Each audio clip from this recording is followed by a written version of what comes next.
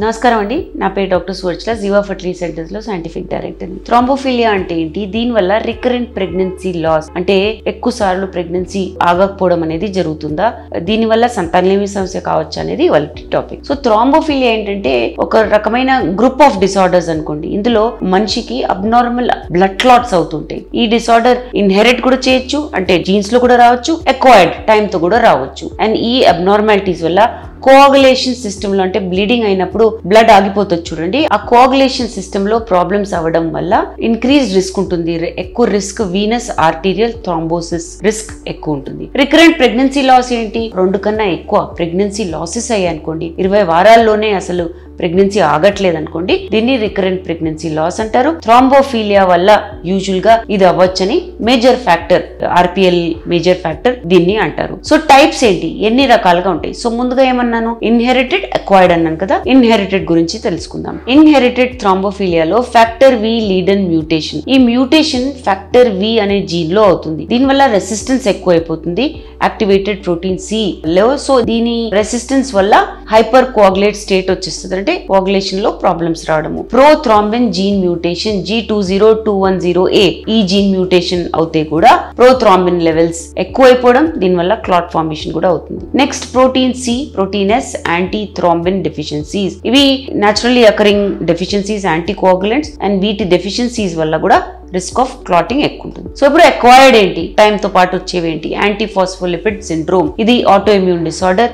ఇందులో anti phospholipid antibodies ఉండడం వల్ల రిస్క్ ఆఫ్ థ్రాంబోసిస్ ఎక్కువ ఉండడం వల్ల రికరెంట్ ప్రెగ్నెన్సీ లాస్ కూడా అవ్వచ్చు. హైపర్ హోమోసిస్టినీమియా, ఇందులో హోమోసిస్టిన్ అనే అమైనో యాసిడ్ ఎక్కువ ఉంది అనుకోండి, దీనివల్ల బ్లడ్ వెసల్స్ డ్యామేజ్ అవుతాయి, క్లాట్ ఫార్మేషన్ రిస్క్ కూడా ఎక్కువ ఉంటుంది. సో థ్రాంబోఫిలియా వల్ల ప్రెగ్నెన్సీను ఫర్టిలిటీ మీద ఏం ఇంపాక్ట్ ఉంటుంది? ప్లాసెంటల్ ఇన్సఫిషియన్సీ గురించి కనుక్కుందాం ముందు. థ్రాంబోఫిలిక్ డిజీజెస్ లో, డిసార్డర్స్ లో ఏంటంటే అబ్నార్మల్ గా బ్లడ్ క్లాటింగ్ అవుతా ఉంటుంది. గర్భసంచి మాయాలో కూడా వాస్క్యులేచర్, అంటే బ్లడ్ సప్లై కి కూడా ఇది డ్యామేజ్ చేస్తుంది అనమాట. బ్లడ్ సప్లై సరిగా లేకపోవడం వల్ల, ప్లాసెంటా సరిగా పని చేయకపోవడం వల్ల రికరెంట్ ప్రెగ్నెన్సీ లాస్ అవ్వడము, ప్రీ ఎక్లాంప్సియా అవ్వడము, ఇంట్రాయూట్రైన్ గ్రోత్ రిస్ట్రిక్షన్, సరిగా బేబీ పెరగకపోవడం, ప్రీ టర్మ్ బర్త్ కూడా అవ్వచ్చు. రికరెంట్ ప్రెగ్నెన్సీ లాస్ కూడా అన్నాను కదా. ఇందులో ఎస్పెషలీ ఇన్హెరిటెడ్ థ్రాంబోఫిలియా ఫ్యాక్టర్ వి లీడర్ మ్యూటేషన్స్ లో ఈ ప్రాబ్లం అవుతుంది. ప్రోథ్రాంబిన్ జీన్ మ్యూటేషన్స్ లో, అక్వైర్డ్ థ్రాంబోఫిలియాస్ లో ఏపీఎస్ వల్ల రికరెంట్ ప్రెగ్నెన్సీ లాస్ అవ్వచ్చు. ఇంప్లాంటేషన్ ఫెయిలియర్ కూడా అవ్వచ్చు. ఎండోమెట్రియల్ రిసెప్టివిటీ బాగోదు, ఎంబ్రియో ఇంప్లాంట్ అవ్వడానికి అవ్వదు. హైపర్ కోఆగబుల్ స్టేట్ ఉండడం వల్ల అక్కడ యూట్రైన్ వెసల్స్, గర్భసంచి వెసల్స్ బ్లడ్ లో బాగాలేకపోవడం వల్ల న్యూట్రిషన్ అనేది డెవలపింగ్ ఎంబ్రియోకి చేరదు. దీనివల్ల ఇంప్లాంటేషన్ ఎఫెక్ట్ అవుతుంది, ఎర్లీ ప్రెగ్నెన్సీ స్టేజ్ కూడా ఎఫెక్ట్ అవుతుంది. గర్భసంచి కాదు, అండాశయాల ఫంక్షన్ కూడా ఎఫెక్ట్ అవుతుంది. సో థ్రాంబోఫిలిక్ డిసార్డర్స్ వల్ల ఓవేరియన్ ఫంక్షన్, అండాశయాల ఫంక్షన్ కూడా బాగోదు. బ్లడ్ సప్లై సరిగా ఉండకపోవడం వల్ల ఫాలిక్యులర్ డెవలప్మెంట్, అండాలు సరిగా పెరగవు, విడుదల కావు, ప్రొజెస్ట్రాన్ అనేది సరిగా తయారవ్వదు, ఈ కాంప్లికేషన్స్ ఉండొచ్చు. సో డయాగ్నోసిస్ ఎలా చేస్తారు? క్లినికల్ హిస్టరీ తీసుకోవడం, ఫ్యామిలీ హిస్టరీ తీసుకోవడం, స్పెసిఫిక్ బ్లడ్ టెస్ట్ చేస్తారు, జీన్ మ్యూటేషన్స్ ఉన్నాయా లేదా, యాంటీ ఫాస్ఫోలిపిడ్ యాంటీబాడీస్ టెస్ట్ చేస్తారు. రికరెంట్ ప్రెగ్నెన్సీ లాస్ ఉంటే దాని ఇష్యూస్ కూడా చూసుకొని థ్రాంబోఫిలియా ఉందా లేదా అనేది తేల్చడం జరుగుతుంది. మేనేజ్మెంట్ ఎలా చేస్తారంటే, మొదటిగా యాంటీకోయాగులెంట్ థెరపీ అని ఉంటుంది. లో డోస్ ఆస్పిరిన్, హెపరిన్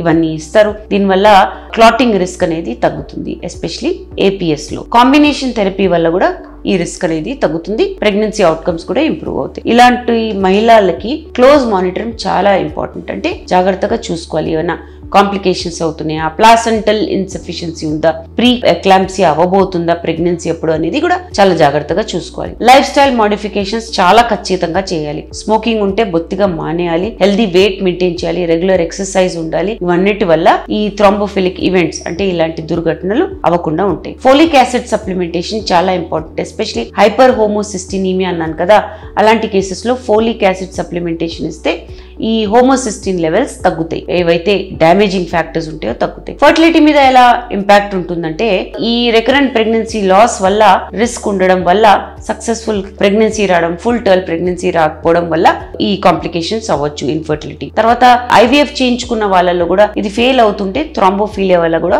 అవ్వచ్చని తేల్చడం జరిగింది. సో థ్రాంబోఫీలియా అనేది ఒక వెరీ ఇంపార్టెంట్ రోల్ ప్లే చేస్తుందండి రీప్రొడక్టివ్ హెల్త్ లో. ఎస్పెషలీ రికరెంట్ ప్రెగ్నెన్సీ లాస్ అవుతుంటే, ప్రెగ్నెన్సీ కాంప్లికేషన్స్ అవుతుంటే ఖచ్చితంగా ఇది కనుక్కోవాలి, ఇది ఉందా లేదా అనేది. కనుక్కున్న తర్వాతనే ప్రాపర్ మేనేజ్మెంట్ చేయాలి. మేనేజ్మెంట్ లో యాంటీకోగులెంట్ థెరపీ, క్లోజ్ మానిటరింగ్ ఇవన్నీ చేసుకుంటే సక్సెస్ఫుల్ ప్రెగ్నెన్సీ అవ్వచ్చు. రిస్క్ లేకుండా మీరు హెల్దీ బేబీస్ ని కనొచ్చు. దీని గురించి ఇంకా వివరాల కోసం తప్పకుండా జీవా ఫర్టిలిటీ సెంటర్స్ కి విచ్చేయండి. Thank you. చాలా థ్యాంక్స్ అండి మా వీడియోస్ చూస్తున్నందుకు. మరిన్ని ఇలాంటి ఇంట్రెస్టింగ్ వీడియోస్ కోసం మా ఛానల్ని తప్పకుండా సబ్స్క్రైబ్ చేయండి. Thank you.